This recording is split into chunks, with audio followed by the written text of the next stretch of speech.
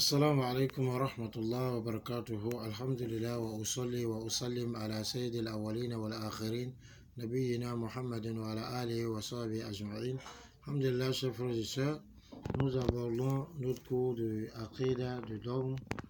Alors, et nous arrivons à la cinquième, au grand 5, mais dans le détail des piliers de la foi.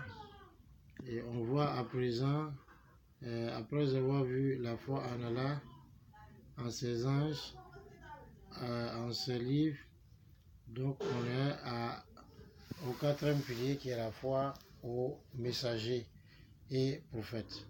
On désigne par Rasoul le messager ou bien l'envoyé, qui a pour sens al-mab'ous, c'est-à-dire celui qui est envoyé pour transmettre un message. Mais l'objectif voulu ici par messager, c'est celui à qui Allah subhanahu wa ta'ala a fait une révélation parmi les humains et à qui il a ordonné de transmettre cette révélation. Bien sûr, il y a une différence entre le prophète et le messager. Tout messager est prophète, mais tout prophète n'est pas messager.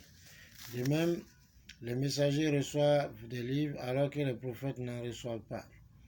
De même, chaque messager vient avec une législation indépendante de celle des messagers qui l'ont précédé.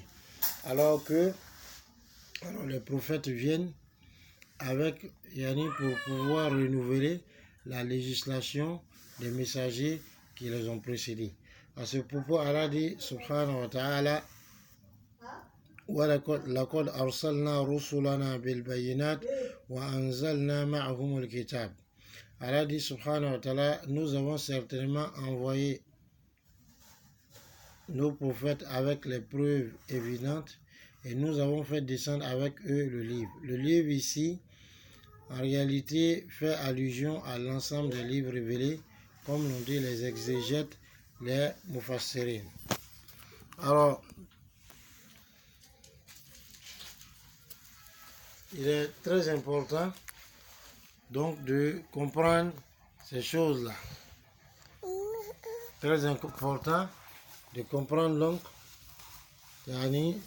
le sens du messager.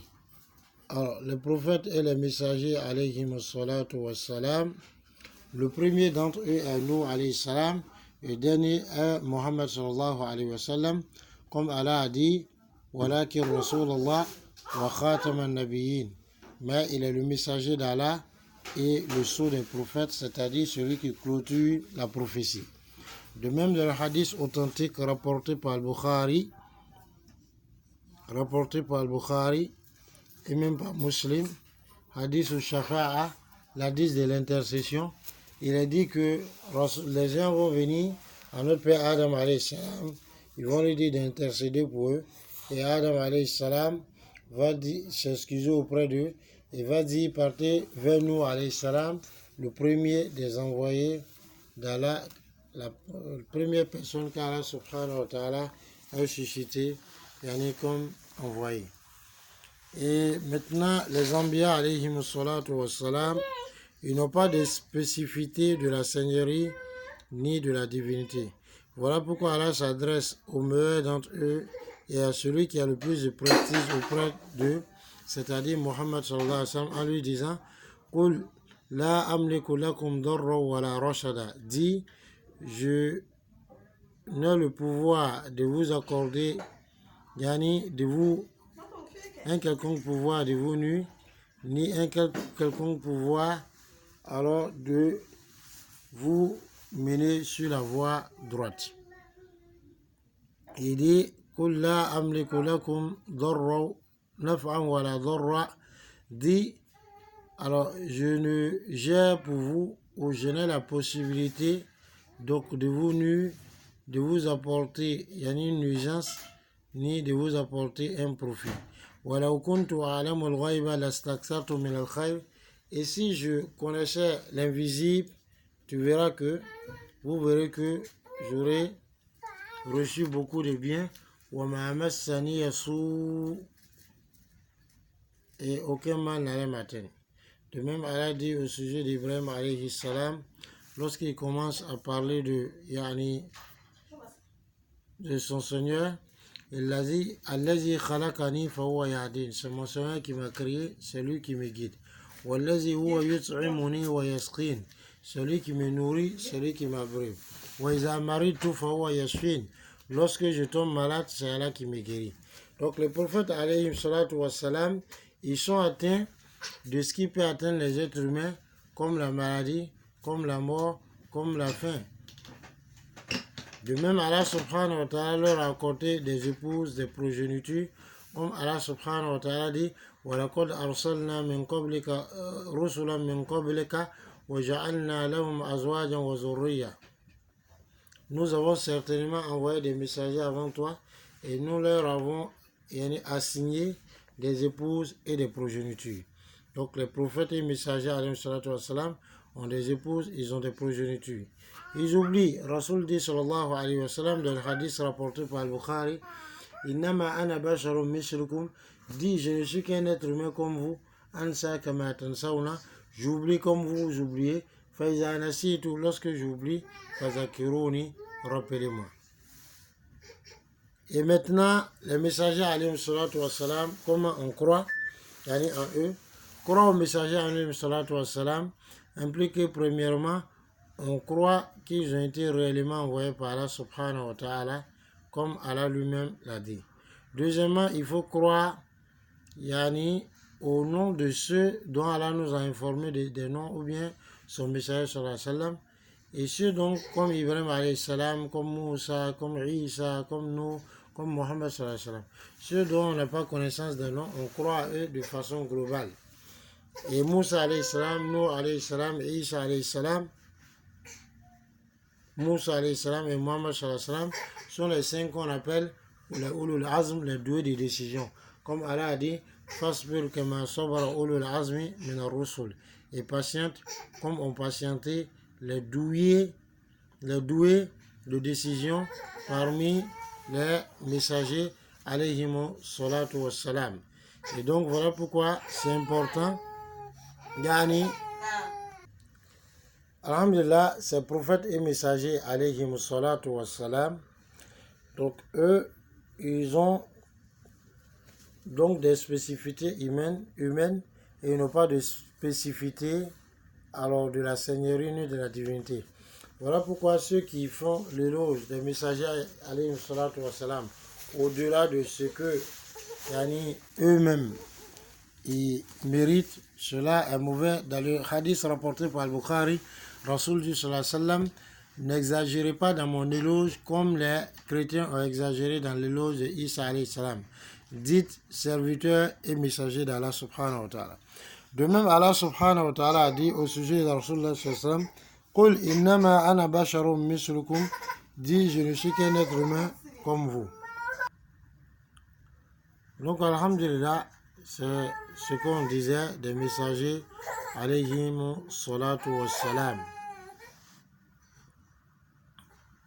Et donc, ces messagers alayhimu salatu wassalam, on ne connaît pas leur... Donc alhamdulillah, c'est de cela qu'il s'agit.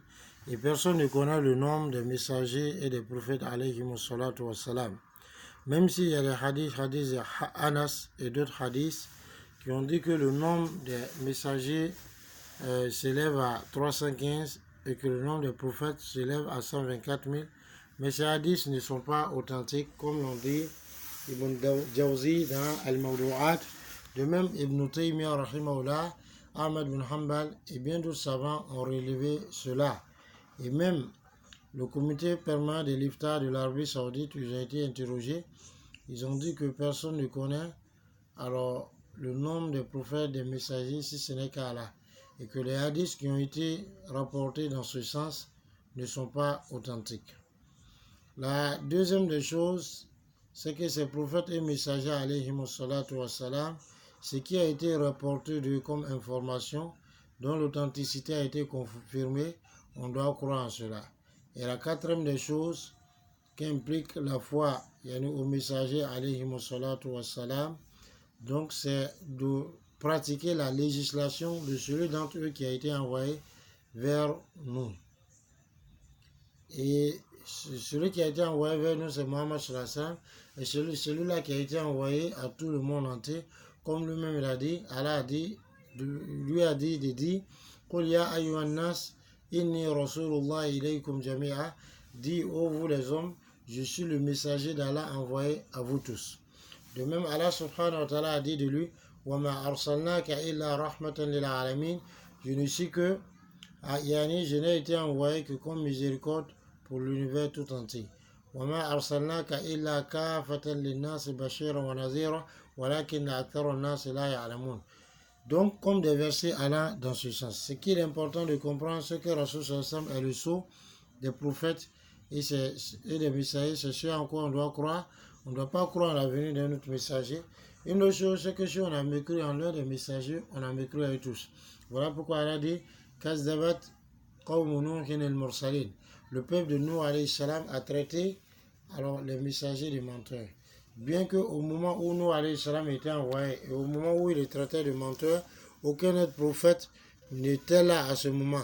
Malgré cela, Allah dit ils ont traité de menteurs les messagers.